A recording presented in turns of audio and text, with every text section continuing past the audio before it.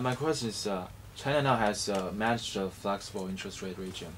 It's kind of gradual appreciation of the RMB. So it's not a sudden appreciation. So, but there is a saying that if China have a gradual appreciation of the RMB, then the investor, especially from the foreign investor, they will have a consistent expectation of the appreciation. Yeah. So then it's kind of the hot money. They will expect the RMB will appreciate in the future.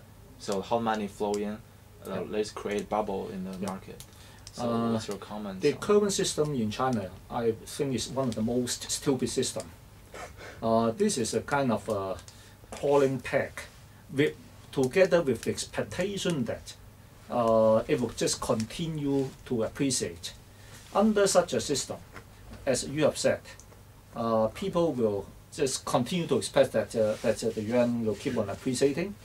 From an ordinary investor's point of view, well, it is almost a foolproof for them to deposit money in terms of Chinese currency, and then they will also like to buy assets denominated in a yuan. For example, if I buy a Chinese stock, and then even if I know that that particular Chinese stock is going to make very little profit, I may still buy it, not because of the profit, or not because of the little profits that it is going to make, but because I expect that the yuan will appreciate. Okay, well, that would really create a lot of inflow of capital. The money supply in China is now growing at about 18 to 19% per year. Now the GDP of China, the real GDP of China, may be going up at about 11 to 12%. Yes. If we find the difference between the growth rate of the money supply and the growth rate of the GDP, roughly speaking, we get the inflation rate. Okay, yes. That's the simple quantity theory of money. Okay, so the 6.5 to 7% inflation in China is quite within expectation. However, because we expect that the yuan will continue to appreciate in the future, so foreigners or foreign investors will continue to pump money into China. So, well, and we don't know how high the inflation rate is going to be. I mean, so long as money flows into China, then significantly, then there will be some serious inflation going on. Well,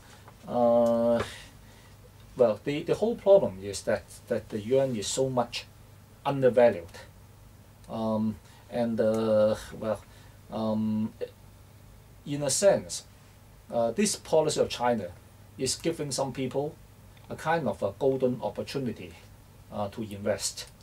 In a typical stock market, if many people believe that the stock is undervalued, then people will buy the stock immediately, and the price will go up very quickly.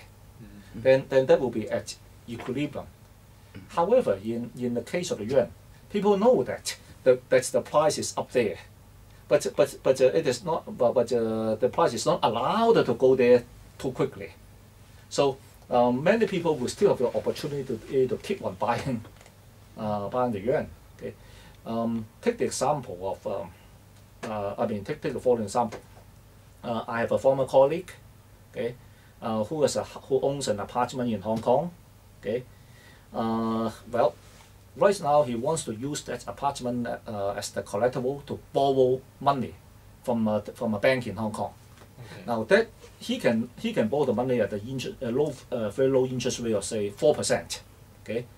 Now, but what can be done with that money that he borrows? He can use the money to buy Chinese bonds.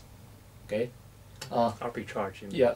The interest rate of the bonds is something like in between 4 to 5%, and then he expects that the yuan will appreciate by another 4 to 5% per year. So we are talking about 9% rate of return. Yeah. But he has to pay interest rate of 4%. Therefore, it's almost sure win. Well, usually you cannot find that many opportunities in the market, but this is exactly a case created by